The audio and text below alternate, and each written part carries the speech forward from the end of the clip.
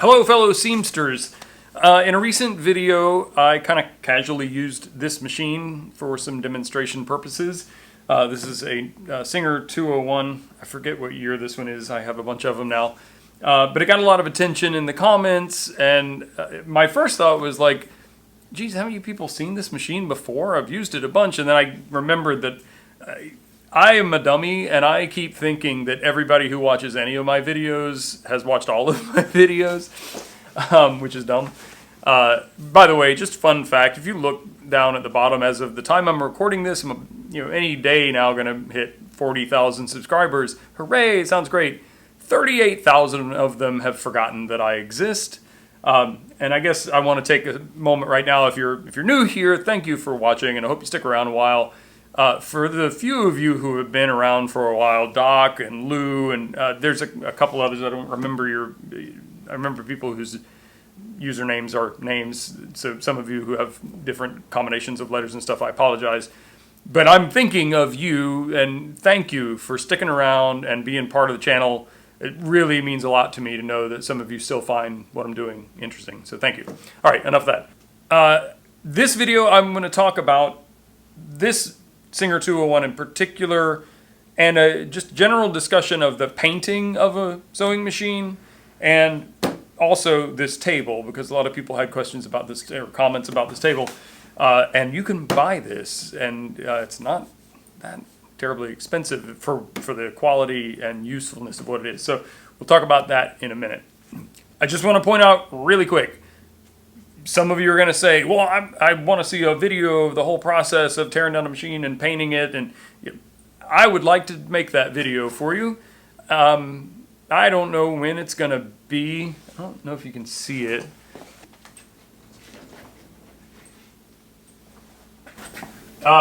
This FOF 130, I've started disassembling. Yeah, it's that one. I've got another one somewhere up there. I started disassembling this one probably 3-4 years ago, with the plan being to kind of go through the machine, get it working well, and put a custom paint job on it.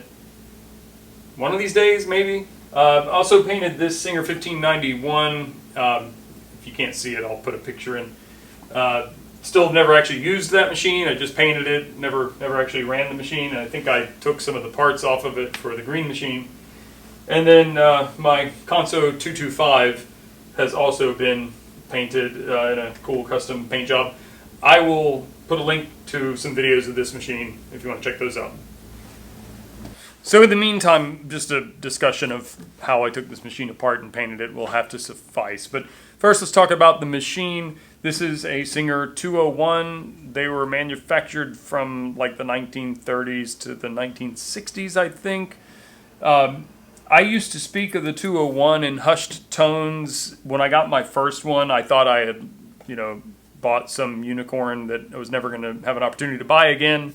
And then I bought the Singer 1200 like 2 days later. Some of you know this. The Singer 1200 is a special case of the Singer 201 that comes in an industrial style table, not a modern one like this, but and it has a knee lift for the presser foot, which is really incredible. That machine is at home. It's maybe the nicest machine that I own, particularly vintage machine. At some point I have a project to do that I plan to do at home on that machine, so subscribe. So anyway, when I bought my first 201, I thought, hooray, I found this rare thing that I'm never going to find again. I think I have 5 now, but a couple of them are just parts machines. So this machine was pretty rough when I bought it, and I knew it was a candidate to be stripped down and repainted. And I'll just give you a quick overview of doing this. You do not have to be a highly skilled sewing machine mechanic to do this. You don't have to go into the machine mechanics at all. You just have to take off everything external that you can. The more you can take off, the better.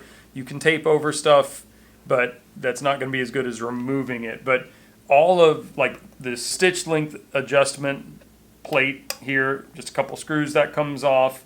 Really, with a standard screwdriver on this machine, you can remove pretty much everything you need to remove. But basically all I did to paint this machine was to take off everything external that I could, tape off the holes, give it a good sanding to get it as smooth as I can, and the paint is just rattle can, probably Rust-Oleum. I don't remember what I used, but just regular spray paint from a hardware store. Few thin coats, nice coat of a couple coats of gloss clear.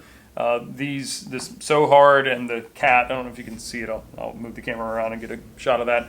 Of course, the cat is modeled after my cat Bobbin. Some of you know Bobbin. He's my beloved best friend cat who's at home, unfortunately, and I don't get him in the videos as much as I used to, but just by seam ripping this one piece of webbing.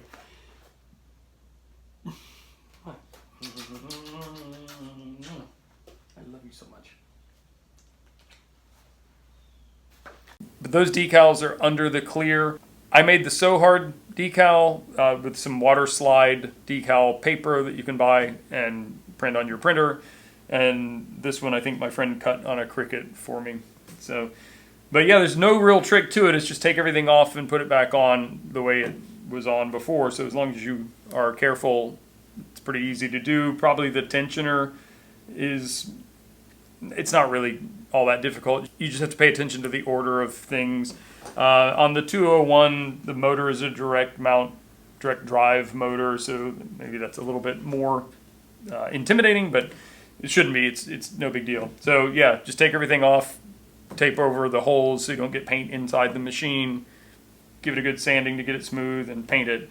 I tend to not go for like museum quality finish on my machines because I use my machines, so I don't want to worry that it got a scratch on it. If you're trying to do something more refined than this, then it might take a little bit more prep. It's all in the prep. But anyway, so that's how I painted the machine. No real big deal at all. The Singer 201 I always say it's regarded by many as the finest sewing machine ever made, or the finest domestic sewing machine ever made, maybe. I don't know how many people might have that opinion at this point, but it is a phenomenal straight stitch machine. Now, it's not overly powerful. It's not fast really at all. When I did the speed test of this machine against the Singer Heavy Duty, this machine paled in comparison as far as speed is concerned. I've had some people say that they think my machine is slower. I rewired the motor in this. Maybe I didn't do a great job, I don't know, but it seemed to be consistent with the other 201s that I have and have used. It's possible that a brand new Singer 201, if you were able to somehow make one magically appear today, might be faster, but it's just not a very fast machine right now. It is, though, incredibly beefy machine. It's very solid. It's all gear driven. There's no belts. It's obviously all metal gears and stuff. So this machine will be sewing long after I'm gone if there's anybody around left to sew with it. One interesting point about this machine, typical modern domestic sewing machines or home sewing machines usually thread from front to back. Typical industrial machines and some vintage domestic machines thread from left to right. The 201 and the Featherweight, there may be others that I'm not aware of. I don't know every single sewing machine in the world, but they're the only two that I've experienced that thread from right to left. So that's important to know if you know a little bit about sewing machines. I've gotten myself into this problem before. If you know a little bit about sewing machines and you get one of these and thread it from left to right, it's not going to work.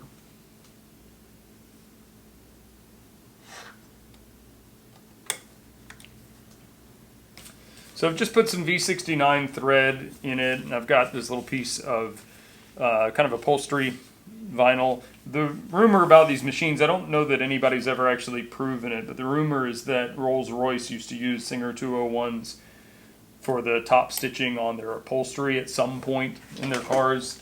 I don't know if that's really true or not, but it's an interesting legend anyway. But we'll see how it does with this. It would help if I plugged it in. And I replaced the light bulb in this with an LED one. You can pretty easily find light bulbs for these machines.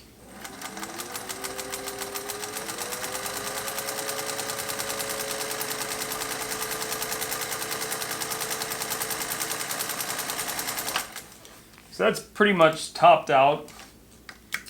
The stitch length is not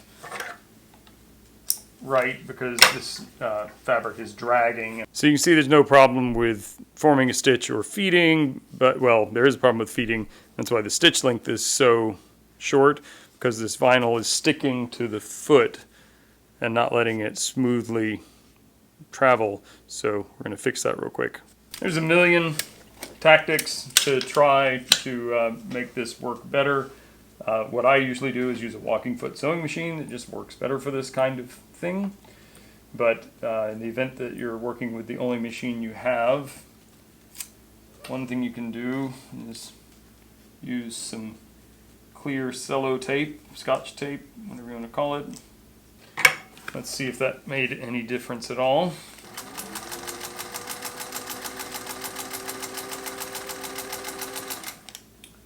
I forgot I also had the foot pressure really cranked on this.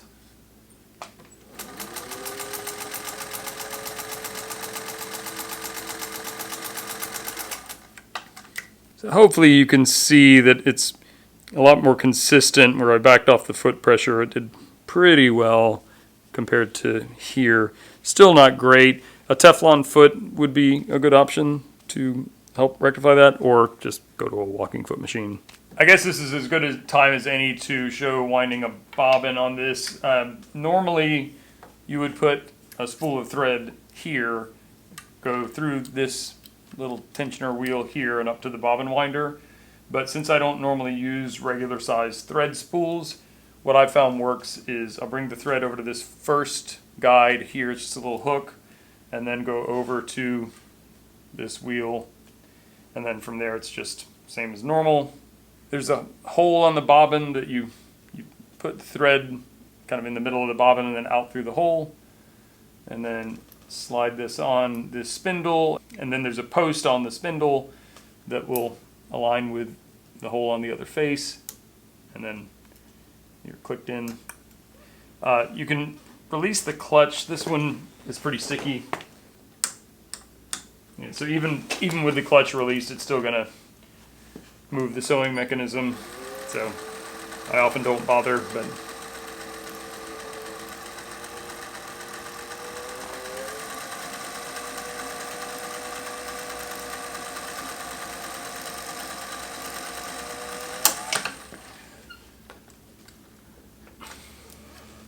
it's pretty quick to wind a bobbin.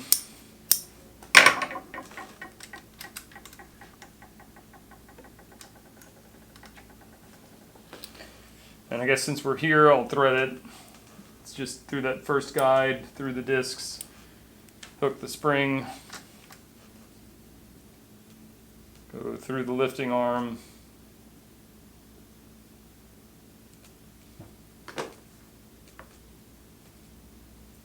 there's a guide here you can just kind of floss into, and then there's a hook on this side, a hook on the other side of the needle bar,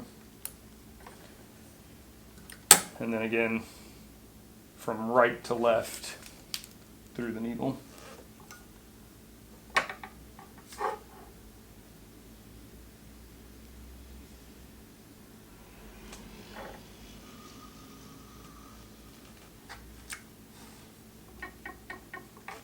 You may have noticed when I thread the needle, I put the presser foot down. That does two things. One, it gives me more of a view of the needle, but it also clamps the tension discs down, so it kind of gives me better control over the thread. It's not just easily spooling out and giving me more thread to have to handle.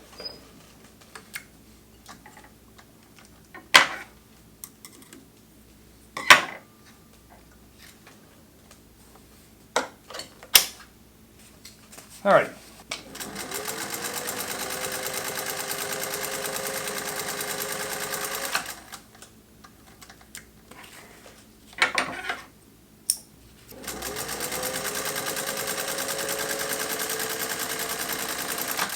I don't remember what I sewed in this machine last, but I'm having to chase the tension a little bit. Just not that big of a deal, but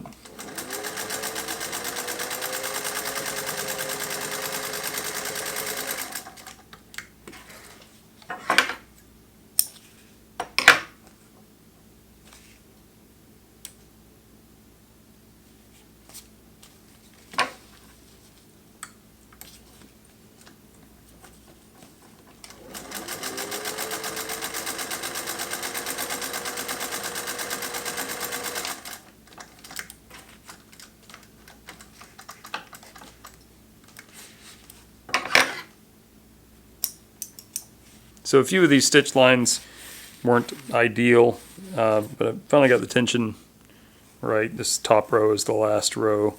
And this machine does a really great stitch. I will say that I hear people say, oh, this machine does such a great stitch. I mean, a proper stitch looks like a proper stitch. So I don't know that you could look at a stitch line and say that it came out of one machine or another, but it's good. We'll just show this in case some eagle eye spots it. The tension got too high here at the end, but that's because it was on only one layer of the fabric at that point. So I'm a huge fan of the Singer 201. It would be tempting for me to edit out all of the attempts to get the stitches working right, tension not being right, and the fact that it didn't perform that well on that vinyl, which I was actually expecting it to do better with, to be honest with you. But the fact of the matter is no machine is perfect. This machine does really, really well with some things. But it's not ideal for everything. But that's the reality of it. If you get one of these, it may not be perfect right away, and you may have to futz around with it. I feel like this tensioner is probably, maybe the beehive spring is a little weak, because it's I'm having to crank the tension pretty far to get it tight enough. But anyway, I adore this machine. It works very well when I need it to do the things that it does well. Case in point, recently I was approached by a friend who has a very expensive expedition-style tent. The floor of the tent is, by design, not permanently affixed. It clips in, which works great perhaps in colder climates. There's some reason for that to be designed that way, but it doesn't work very well in Florida where we have bugs. So he asked me to sew the floor in for him, and it was a huge 8-person, very expensive tent. And I used this machine to do it for 2 reasons. One, it works very, very well on the thin, lightweight fabric. It was some kind of ripstop nylon fabric. And this sews that very well. But also, well, actually 3 reasons. Also, it has a very narrow foot that allows me to have excellent visibility. And I was trying to put the stitches on top of 2 existing stitch lines so that it would be less obvious that somebody had been doing some sewing. So that helped with that accuracy. And also the harp space of this machine is quite generous, and there were points where I was putting quite a bit of material through this space, so that was helpful. Which leads me to this table. So if you're not new around here, you'll know that I'm a huge fan and advocate of Sailrite sewing machine, well, all of their stuff, but I use a couple of Sailrite Ultrafeed walking foot sewing machines that I love. This table is a Sailrite table for Ultrafeeds. It's I think they call it the industrial style table for Ultrafeeds. I'm going to put a link in the description below to Sailrite. Full disclosure, that's an affiliate link. If you click on that link and make any purchases, then I'll get a little bit of a commission at no cost to you, and that really helps the channel. So if you're thinking about buying any Sailrite products, then I'd appreciate it if you'd consider using that link. So this table provides the table space of an industrial sewing machine table, but it's made to fit a Sailrite Ultrafeed, but Sailrite Ultrafeeds have the same footprint as many vintage Singer machines. Maybe some other machines too, but I know Singers for sure. So I can put this machine, 1591, my 237, maybe a couple of other machines in this table. So normally I keep the Sailrite in here, but for occasions like this, it's really great to just pop it out, drop this machine in, have the awesome availability of all this work surface, and then when I'm done, I can just pop this one out and put the Sailrite back in. This machine has the cutouts for drop-in hinges. I keep those hinges on the Sailrite. That allows you to flip it back if you need to get to the bobbin and stuff. I don't have those hinges on the other machines. I could buy a few of them and keep them on those machines, but usually I just drop it in and use it just like that. Anyway, that's a little bit about the green Singer 201. If you want to know more about Singer 201s, Alexander Dyer has it's way back in his catalog, but he's got a video about them, maybe more than one. There's a YouTube channel by a guy who goes by The Sergeant. I don't know if he's posted any sewing videos in years now, but he has a great catalog of older videos about sewing machines. I assume the channel's still active. I haven't looked. But there's plenty of information about the 201 Ismax. If you're not aware of Ismax, ismacs.net, I think. I'll put a link in the description. That's an excellent source for information on old, mostly Singer, but other machines too. And then this Sailrite table, like, if I had to get down to 2 sewing machines, it would be this one, and frankly, probably my Singer 237. I've talked about this before, but they both use the same class 15 bobbin, and they could both be used in this table. So if I had this machine and the 237 and this table, I'm pretty set. Like, there's not much I couldn't do with that combination, except for binding. I mean, I could do binding, but I like my cylinder on machine. But if I had to get down to 2, this table would be part of that equation, if at all possible. So if you have the space for a table like this, I would highly recommend it. I don't think enough people realize that this option exists for your vintage machines, and it's a really good one. And, you know, for the Ultrafeed too. So I hope you found that interesting or helpful or something. If you are a long-time viewer and you're still around, thank you very much. If you're new here, I hope you'll consider subscribing. Clicking like is always a nice thing to do. And if you have questions or comments, post them in the comments section below. Thank you so much for watching. I'll see you soon. Well, they've almost got it off.